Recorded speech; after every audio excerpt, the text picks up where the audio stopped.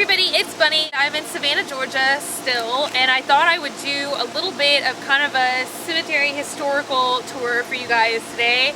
It's not too ghostly, but I thought maybe for some of you who've been missing my paranormal videos that y'all might be interested in this. So behind me, as y'all can see, there are some tombstones lined up against the wall, and there's two reasons for this. There are still, I believe, about 600 and something marked graves in this cemetery, but actually there's over 10,000 people buried here.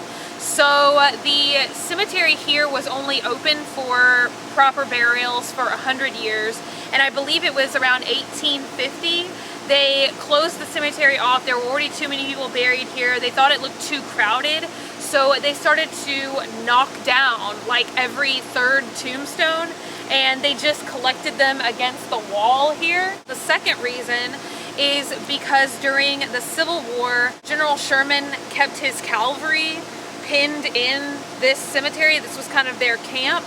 And it was during like the rainy season in Savannah. If you live anywhere in the South, you guys probably know how it is with hurricanes and everything.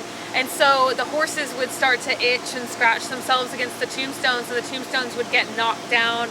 And so the soldiers would just, you know, line them up against this wall. And since then you can see that they've put these little brackets in here and stuff so that the tombstones don't, you know, fall over or get permanently lost.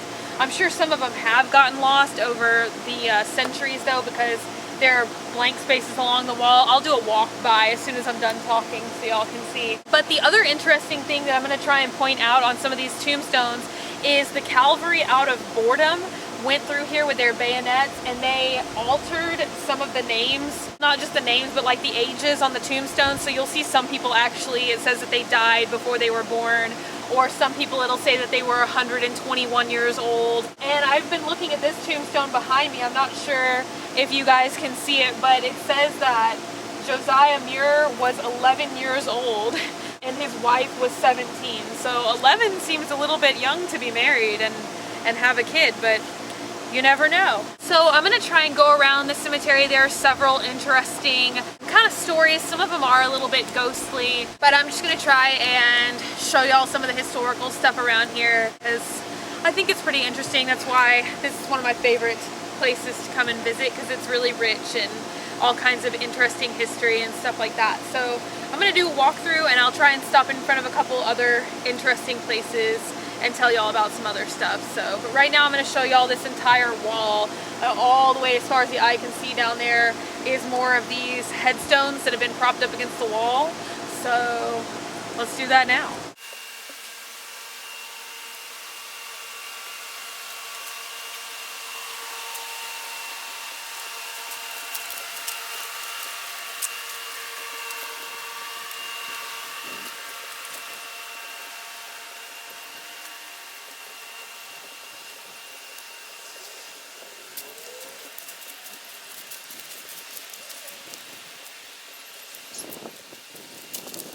So that was the entire wall. Like I told you guys, these are so old. You can't even really hardly see any of the etchings on them anymore. Like that one. Here is an example of the altered tombstone. You can see the extra one has been added, so it's 121 years old. Probably wasn't that old in 1844. I don't think they had that kind of life expectancy back then.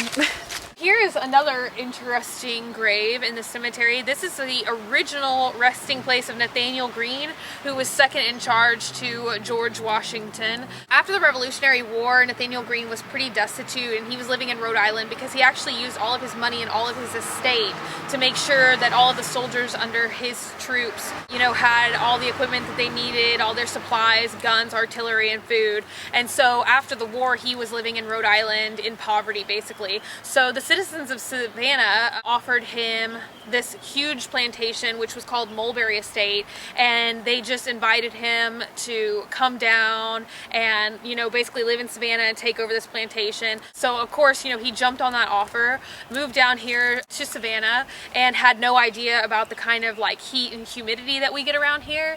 And so one day he got called out to inspect a gate on the far side of his property, and he went out there with no water and like not the covered, you know, not like a hat or anything. And so he got heat stroke and he dropped dead immediately. So they buried him here in this crypt under this big, nice shade tree. But then in 1901, the Daughters of the American Revolution decided that he needed a huge obelisk and a monument. And actually, if you watch the Outfit of the Day video that I filmed the first day that I was here, that's the square I was standing in where Nathaniel Greene's monument is. So they moved him over there, but it gets a lot of sunlight and everything like that. And so that's where the ghostly part comes in, is they say that the ghost of Nathaniel Greene can be seen around these streets. And people think that he's a historical reenactor because he's wearing a tri-corner hat and, you know, period dress of the day. But they say that he comes back here to rest in this crypt because he doesn't like the new grave where they moved him. So they say that he comes back here to his cool crypt under the shade tree. So this is his grave right here, and I'll go ahead and walk you guys around so y'all can kind of see it in more detail. This is his tomb right here, and there's the plaque. Y'all can see that, but see, it's under this nice big shaded tree. So this is another interesting feature on the gravestones that I wanted to tell you guys about. Anywhere where you see this half moon shape, the crypt was actually underneath there. There's actually stairs down here, and this is where the person was originally buried. So you would walk downstairs, and that's where the remains were laid. But when I told you guys before, during the Civil War, when Sherman's cavalry was stationed here, what the soldiers would do was that they would, you know, crawl down here and remove the bodies, and then that's where they would be sleeping. Eventually they bricked all of these up and sealed them off to prevent any further damage.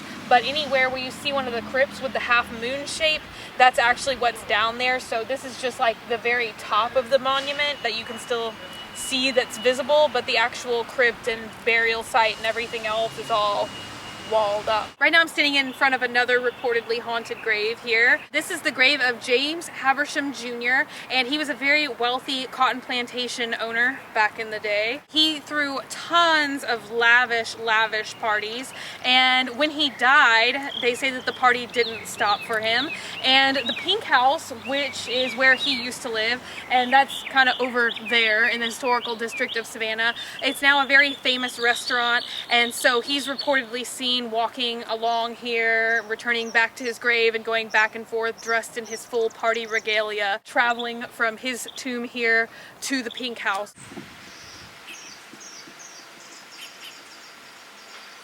Right now I am on the gravesite of Button Gwinnett, and he was a signer of the Declaration of Independence, and this is kind of a two-part ghostly story here. He had a long-standing disagreement with a general named General Mcintosh, and General Mcintosh and Button Gwinnett actually got into a duel. So the duel between these two gentlemen was actually back over here. That's where the dueling grounds was. It was not uncommon to settle disagreements back in the day by having a duel. And so during this duel, General Mcintosh shot Button Gwinnett in the leg, and they thought it was just going to be a minor wound. It just fractured his leg, but actually within 48 hours of being shot in this duel, he got gangrene and he died. And General Mcintosh lived, I believe, for about another 40 years after this. But ironically, when he died, they buried him just about, 60 yards across from his lifelong enemy. And so they say that on foggy nights that you can see the two duelers rising from the grave,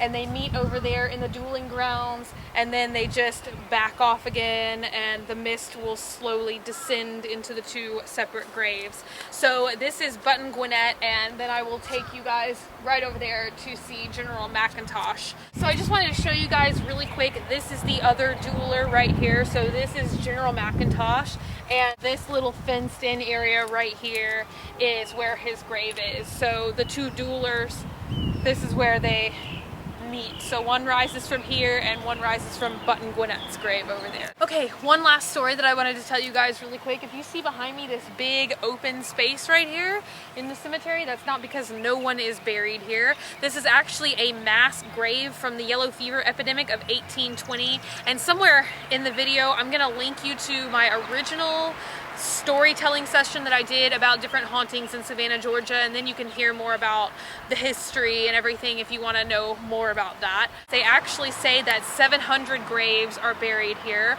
but in the 1980s, some surveyors came out here just to kind of try out some new ground-breaking penetrating radar type of equipment.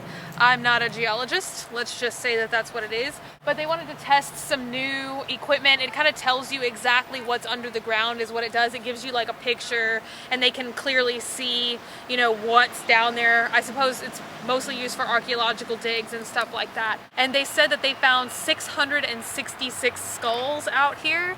And I know that that's super, super creepy, but that is what they say. And if you notice behind me, there's now all of these fences around the graveyard. This graveyard used to just be open 24 hours a day, and there used to be no lights out here or anything else. Well, after the word got out that there was 666 skulls in here, I'm not sure if y'all know about this or not, Savannah and Charleston, places like that, still very heavy in voodoo practices, voodoo beliefs. And so once word got out that this was an area where 666 people were, it became the area for all kinds of voodoo practices, and people were actually like, you know, just leaving all kinds of talismans and stuff around here.